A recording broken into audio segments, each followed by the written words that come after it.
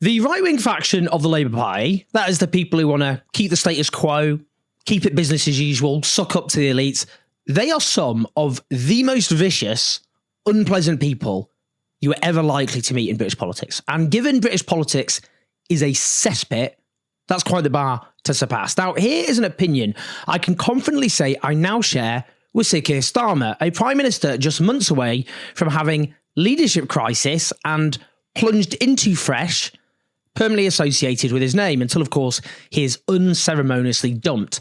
Now, this might seem like a slightly odd take. What is the difference, you may ask, between Keir Starmer and the Labour right when they're at home anyway? Isn't that the most right-wing and liberal faction of the party, as described by former Blair aide and Labour MP John Cruddas, who Starmer himself serves as a frontman for? Hasn't Starmer, in fact, done literally everything the Labour right wanted? Incinerating left-wing policy commitments, waging a ceaseless, remorseless war on the Labour left, embracing right-wing narratives on immigration, the welfare state, and so on. Well, yeah, quite. And the Labour right have repaid that gratitude by briefing what a vacuous, unprincipled waste of space he is. That he is essentially a useless, boring clown who just exists to take up space and be told what to do. Some sort of giant potato with a face someone hastily scrawled on. Now, I exaggerate here a little bit. Okay, fair enough. But it's actually not much less damning than what they've actually gone and said. It seems, in fact, that I increasingly agree with Starmer and the Labour right about the other. Now, a new book about the rise of Starmerism, Get In, the inside story of Labour under Starmer, has been penned by the extremely well-connected Times political journalists Patrick Maguire and Gabriel Pogrund, and some tasty morsels have been printed in their Sunday paper. Now, here's how Starmer's aides are talking about the Prime Minister they installed and who they are paid to work for. This is me just quoting now. They knew what Starmer's real life, his true self, was not the work they shared with him. Their political project was predicated on this unpolitical leader doing as he was told. In his weaker moments, even McSweeney would confide to friends that he knew neither what Starmer thought nor whose advice he had taken. Occasionally, they even spoke of their leader as if he were a useful idiot. Said one, referring to the driverless Docklands Light Railway that wound its way through East London. Keir's not driving the train. He thinks he's driving the train, but we've sat him at the front of the DLR. That's his staff. The McSweeney there is Morgan McSweeney. He's the Downing Street chief of staff who ran Starmer's entire duplicitous campaign to become leader of the Labour Party in the first place. Now, it is striking how the media came to portray Dominic Cummings, do you remember that guy, former chief advisor to the Tory Prime Minister Boris Johnson, as a Machiavellian puppet master, but not McSweeney. Almost no one in the general public even knows who that is. You can only conclude it's because Cummings embraced a pantomime villain public persona, while McSweeney settles for more unassuming brand, and our political reporters are more interested in style rather than substance, because they treat every new development in British politics like it's an episode of EastEnders. Now, what Starmer's own aides are saying here is really rather remarkable. Tony Blair wasn't just a very active and engaged member of his political faction back in the day.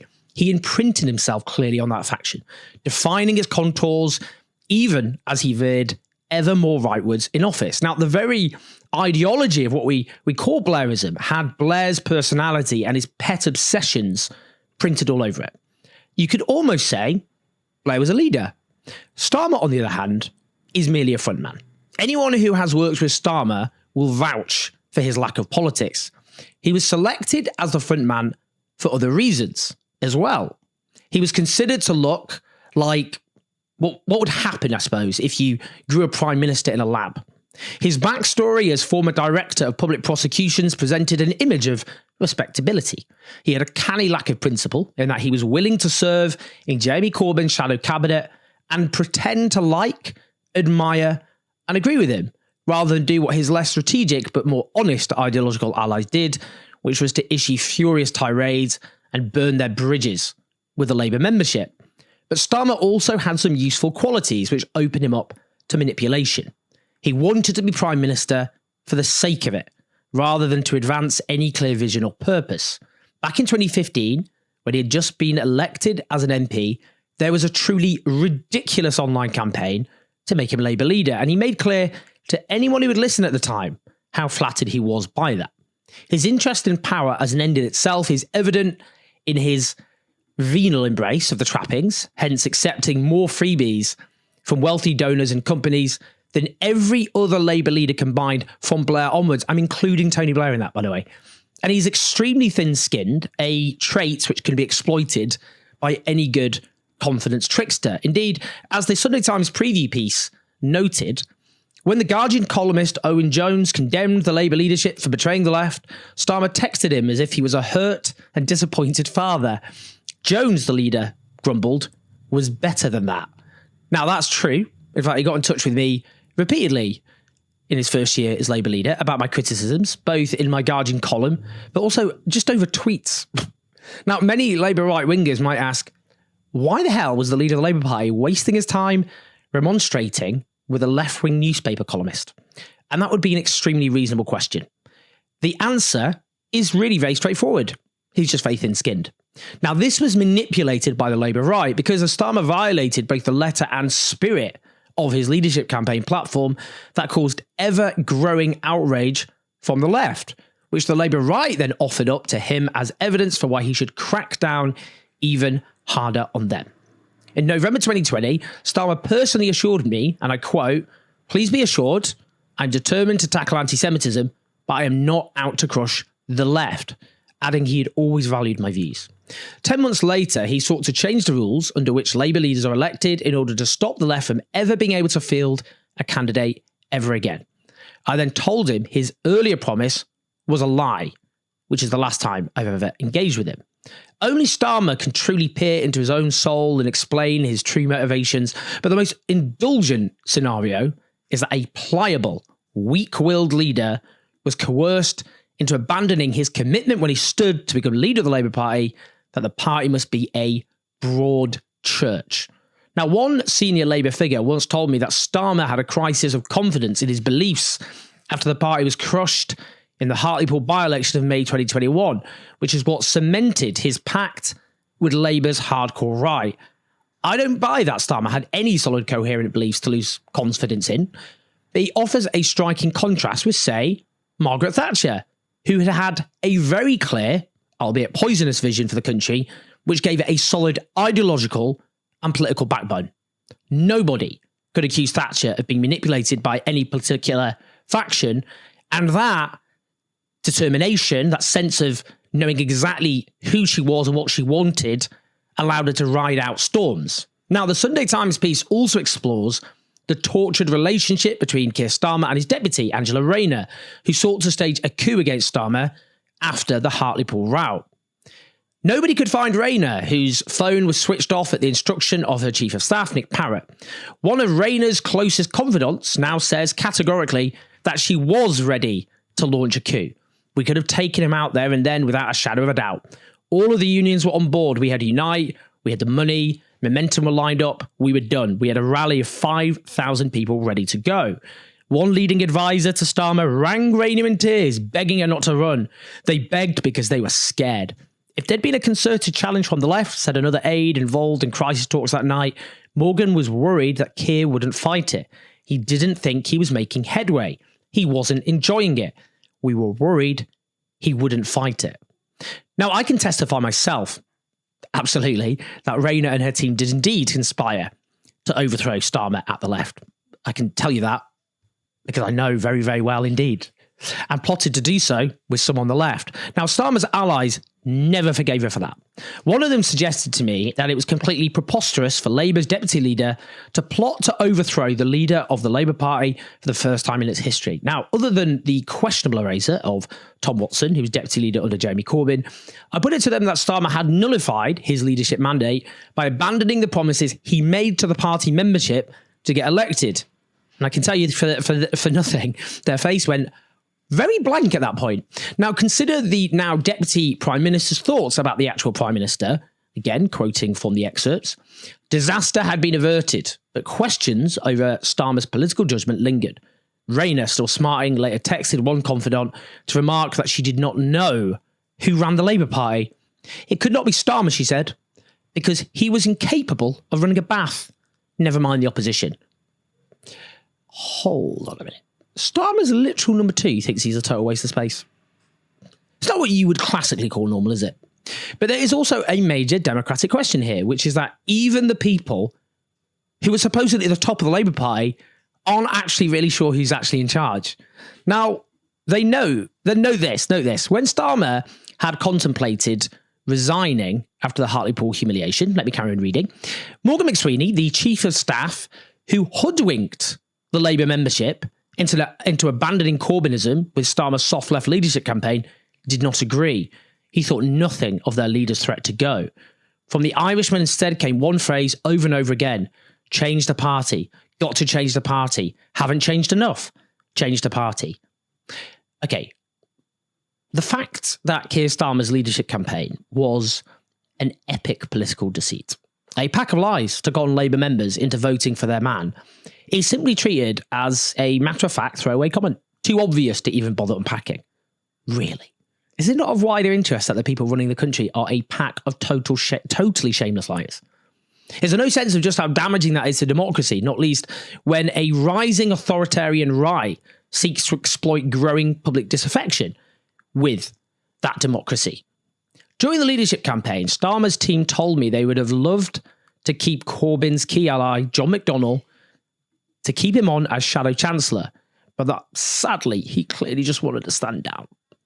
Now, this was a completely deranged lie, and an example of how they sought to neutralise left-wing critiques of Starmer's campaign with shameless horseshit. Neither is there any wider understanding of how Starmerism, being founded in deceit, hobbled it from the outset.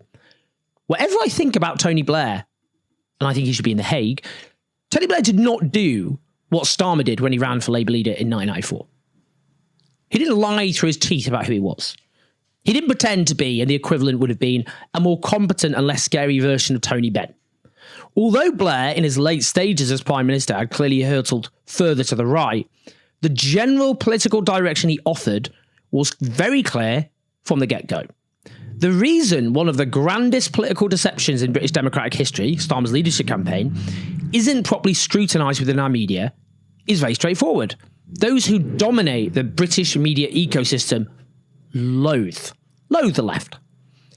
That's the right, that's the so-called centrists. It is a unifying theme. As far as all of them are concerned, the left are simply not legitimate political actors. They're an alien toxin that needs to be eliminated from our body politic.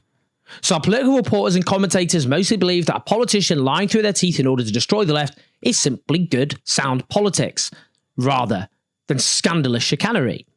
But even though this is a fight in which I prefer both sides to lose, let me offer some defence of Starmer from his own aides.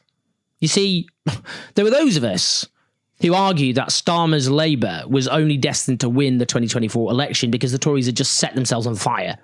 I mean, no government has so comprehensively destroyed itself than the Conservative governments. Boris Johnson, Liz Truss, Rishi Sunak. You know, and we argued that Starmer's leadership offered no vision or answers to a crisis-ridden country. We also thought it would fall apart in office. Now, here's what I wrote in October 2023. It was in a column entitled "Tory Conference Revealed a Party That's Crumbling," and with Nigel Farage laying siege to its future. Here's what I wrote. So consider this for a scenario. Labour triumphs at the next election, but wins by default, and with no enthusiasm for Starmerism in the tank from the start. Unlike 1997, the new administration rules a country defined by turmoil and decline, but offers no transformative policies that answer our multiple and overlapping crises. Disillusionment sets in while the Tories complete their metamorphosis into loud, proud, brash right-wing populism, hooving up votes from the disaffected. In the general election of 2029, a new model Tory party, flushed with British Trumpism, stages a stunning comeback. Now, the part I got wrong, well, we don't know if I got it wrong because we don't know how things will pan out, but was about the surge in right-wing populism finding its most effective expression in the Conservatives. That could still happen. The Tories have certainly embraced Trumpism. It's just, you know, right-wingers in Britain don't trust them because they think they weren't Trumpist enough in government. So they don't really believe them now. And at the moment, Reform are currently the major beneficiaries. But I mean, the point about a surge in right-wing populism, that's clearly happened. Now, 5 months before the general election, I wrote the following.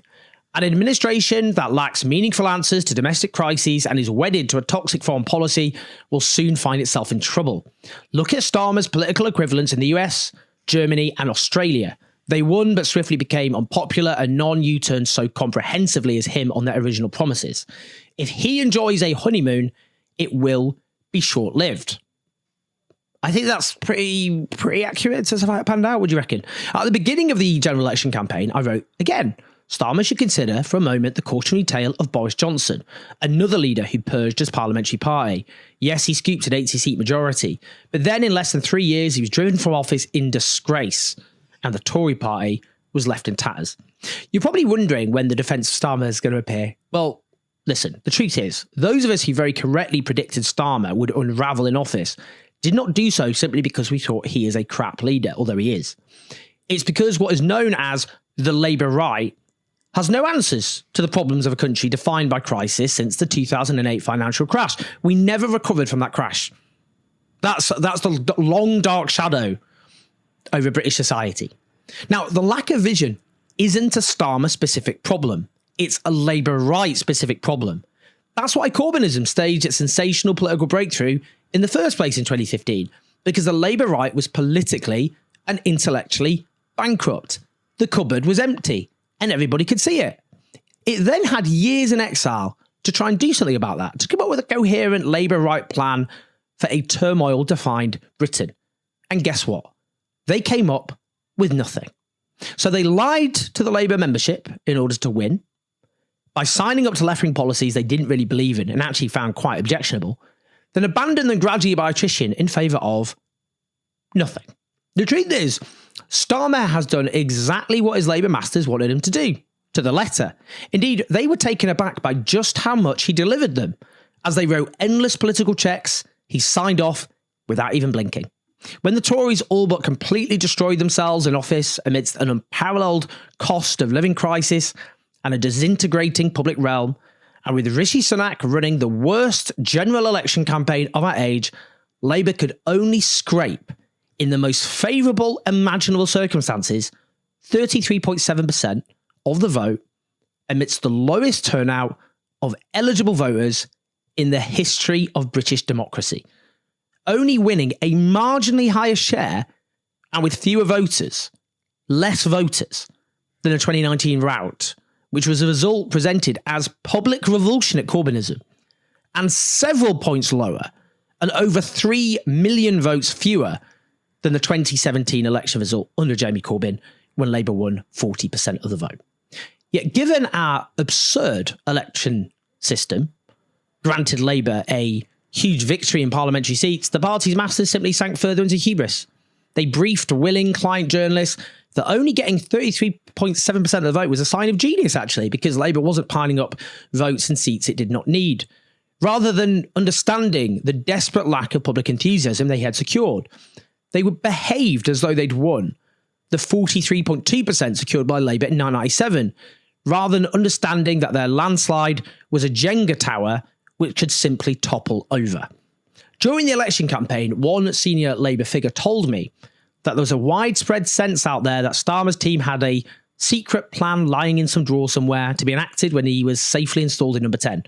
And they told me no such plan exists.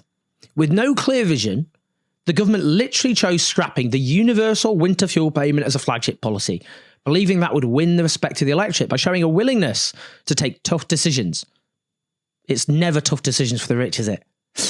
They were clearly blindsided by general public who concluded that they were sadistic monsters intent on freezing grannies to death. They thought they were oh so clever, preparing the ground for renewed cuts, when their doom and gloom speeches sucked business and consumer confidence out of the economy. They thought they had been supremely canny in running out multiple tax hikes on the well-off and big business before the election, backing themselves into a corner and then hiking employers' national insurance contributions, an astonishingly stupid decision which harms wages and jobs. And now, clearly panic-stricken and terrified of an impending bond market crisis, they resorted to hitting a big red button labelled Expand Heathrow as a derisory substitute for any meaningful vision. Not only yet another violation of Starmer's farcically dishonest leadership campaign platform, because when he was running for leader, he congratulated Heathrow campaigners after they won a court victory to stop the expansion of Heathrow, but a button that was fruitlessly pressed by governments for the last 16 years. The only people cheering this government on with any gusto at the moment are right-wing think tanks, and that tells its own story. The reason Starmer's team are throwing their man overboard just months after an election victory is because it's a substitute for any self-reflection. Your man did exactly what you asked of him. You could not have had a more pliable yes man as your leader.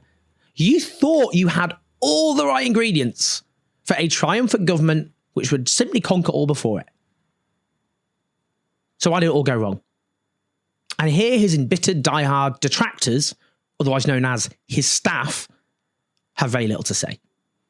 It does not help that Starmer's aides are correct that he's crap, but that they aren't aware that they are also crap. I may have rejected New Labour's project, but there was no doubting that it was founded by extremely substantial figures. It was a project with an intellectual rationale and an odd twist of history. Believe it or not, it emerged out of what was known as Eurocommunism. The pages of Marxism Today, which was the journal of the Communist Party of Great Britain, laying the foundations for it. Another video, perhaps. But they had this theory, a post-Fordist economy meant the electorate was far more fragmented. Now, I can passionately reject what that sought to do, that project, whilst understanding it tapped into a zeitgeist and exploited it ruthlessly for its own ends. Now, Starmer's aides are no such thing. They're not even in the same league as those people. And this is not me. This is me, you know, it makes it sound like I love New Labour now. No, I don't. I object completely to their political projects. But they were clearly powerful, really capable, towering figures in their own way. Starmer's crew are just overwhelmingly mediocre, intellectually disinterested, on a personal level unpleasant, and defined by a hatred of the left and desire to score sell, which didn't actually define New Labour, which chose to largely exile the left from their thoughts altogether. They are middle managers who belong in a mid-brand clothing label. They are devoid of interesting ideas and are driven by the same impulses that led them to do pretend conference speeches in front of bathroom mirrors when they were 13 years old, where they borrowed Blair's verbal sentences and power thumb. That is an addiction to power for its own sake.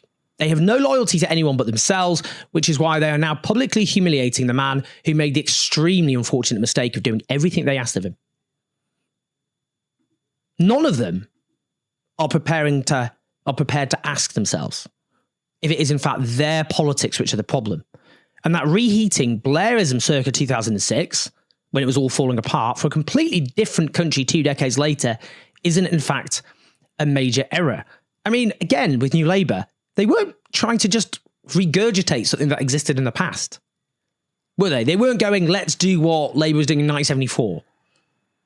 But that's what these people are doing. That's the equivalent.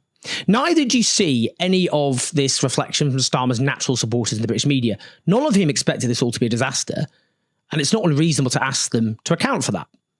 Well, the dead behind the eyes, geniuses, who brought you the Starmer project have a backup plan. They've concluded that the real reason this has all gone belly up is because Starmer isn't really a true believer. Thus, they want to install the ultra-Blairite Health Secretary Wes Streeting in number 10 instead. That he was nearly defeated from the left in his constituency. His majority collapsed from over 5,000 when Labour was smashed in 2019 to just 528 votes this time round in what was once a Tory constituency by a 23-year-old British Palestinian wunderkind, Liane Mohammed, is not something they've bothered to interrogate. Why?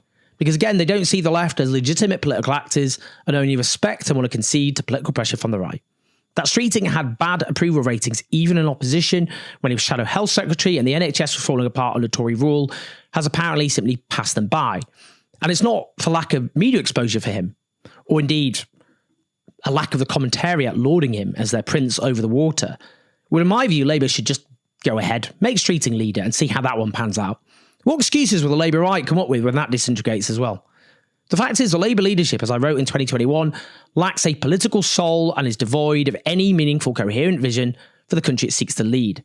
It owes its victory to self-destruction on the part of the Conservative Party, Nigel Farage splitting the right of centre vote, and the vagaries of our truly insane electoral system. Well, who knows? Maybe they'll strike it lucky and reform will just land them back in office. But the sad truth is, this would all be terribly funny if the actual end result wasn't plausibly an extremely right-wing authoritarian government. The tragedy, once again, is that the left is doomed to its repeated fate, making the right calls, being vindicated by events, its predictions becoming common sense, but getting no credit or political advantage from it. We were tragically right about the foreign policy calamities of Iraq, Afghanistan, and Libya. We were entirely correct about financial deregulation and austerity. When Starmerism does fall apart, many of the critiques the left offered up will be stated sagely by Labour grandees and the media outriders.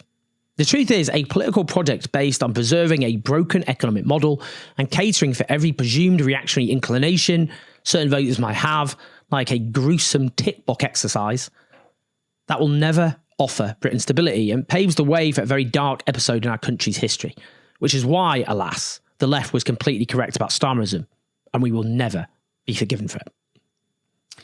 Please like and subscribe. I would love to hear your thoughts and your comments. All good for the algorithm as well. Let's get the message out. I think people deserve to know the fact that the Prime Minister of the country isn't actually really in charge. I think that's quite interesting, which we know because his own aides have briefed friendly commentators, reporters to tell them that. Help us expand our operation, which we're doing at the moment on patreon.com/OwenJones84. I hope you're seeing the difference. That's not down to me. That's down to someone far more talented. Yes, and actually that now the podcast will also, I'll come on to that. Yeah, I'll speak to you in a bit.